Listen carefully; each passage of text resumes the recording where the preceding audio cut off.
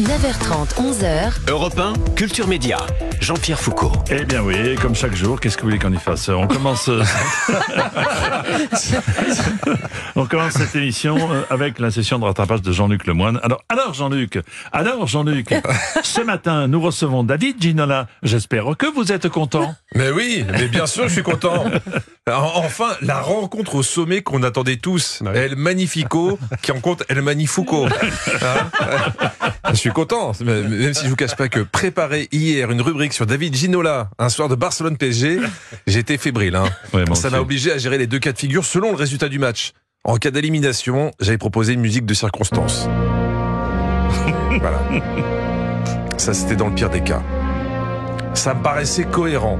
Mais Jean-Pierre m'a dit, ah non, si Paris se fait sortir, on met ça. C'est ça. Si Jean-Pierre, arrêtons de faire les hypocrites, une élimination pour vous, ça aurait été comme une victoire à l'euro-million. Et dommage. Alors en plus, recevoir aujourd'hui une légende du PSG, ça va être très compliqué pour vous. La preuve, vendredi, dans Touche pas à mon poste, vous annonciez vos invités à venir dans Culture Média. David Ginola, bien qu'il soit parisien, je le recevrai dans l'émission. Cachez votre joie, Jean-Pierre.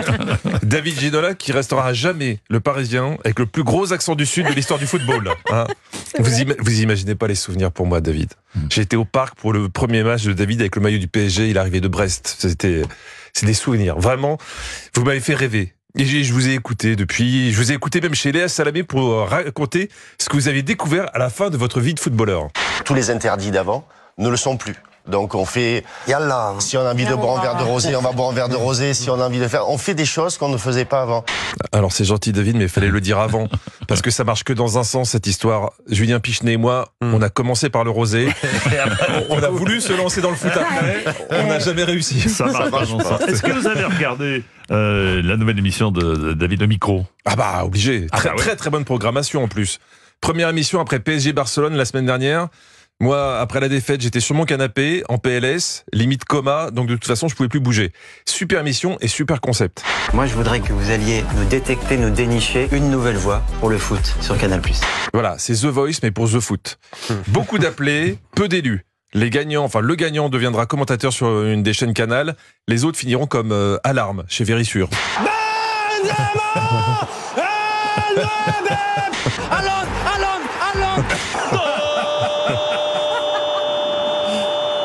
C'est la seule émission où tu finis avec des acouphènes. Alors, les trois jurés mandatés, c'est Laure Boulot, Hervé Matou et David. Et d'après Laure, c'est un jury très complémentaire pour une bonne raison. Il faut être visionnaire, les gars. On est 3 générations différentes, donc je pense qu'on n'attend pas les mêmes choses. Alors, je vous laisse vous débrouiller avec Laure, mais vous êtes né en 67, Hervé en 66. Donc quand il dit 3 générations, il y en a forcément un de vous deux qui apprend pour son grand-père. Je sais pas qui. Alors pour être sélectionné, les candidats héritent d'un match au hasard à commenter. Et là, c'est toi et ta chance. Sur quel match tu es tombé ? Je suis tombé sur Ludogorets Arsenal. Super. Ah ouais. C'est toi qui a tiré Ludogorets. Exactement. Oui, Ludogorets, c'est l'équivalent de la boule noire dans Motus. Parce que au micro, c'est pas que du commentaire, c'est aussi de la culture. Est-ce que tu sais quelle ville est représentée par ce club ? Je crois que c'est Sofia. Ah non. C'est pas Sofia ? Non. La ville, c'est Razgrad. La géographie en football, c'est extrêmement important. Lui, c'était vraiment pas le chouchou. Il se tape Ludogorets, Razgrad, pendant que le fils du patron a eu... D'après toi, c'est quelle ville, le Real Madrid ? Franchement, ça se voit qu'il y a du favoritisme, David. Complètement. En plus, David, c'est monsieur question. T'as pas intérêt à arriver les mains dans les poches parce que sinon, il te piège. Un terreau flash éclair. Dortmund, ils ont gagné la Ligue des Champions quelle année ? 2 questions avant que tu commences. Ouais. Chelsea, combien de Ligue des Champions ? 2. 2012-2021. Barcelone ? 5. Ah oui, ça rigole pas. Alors David, comme vous êtes joueur, Sochaux, combien de Ligue des Champions ? 0. Faut que j'arrête de faire écrire mes questions par Anissa, elles sont trop simples. Commenter devant Laure, Hervé et David, c'est pas simple, surtout si on veut faire des phrases compliquées. Et regardez, merci Zinedine Zidane, son ballon d'or 98, qui vient applaudir son ballon d'or, quadruple ballon d'or, pardon. Bon, lui, il a touché le commentaire, mais dans le désordre. En tout cas, super émission, pleine d'espoir, puisque tu te rends compte que tu peux te qualifier en ayant une voix de marteau-piqueur comme Steven. Lionel Messi, à l'entrée de la surface pour Iniesta.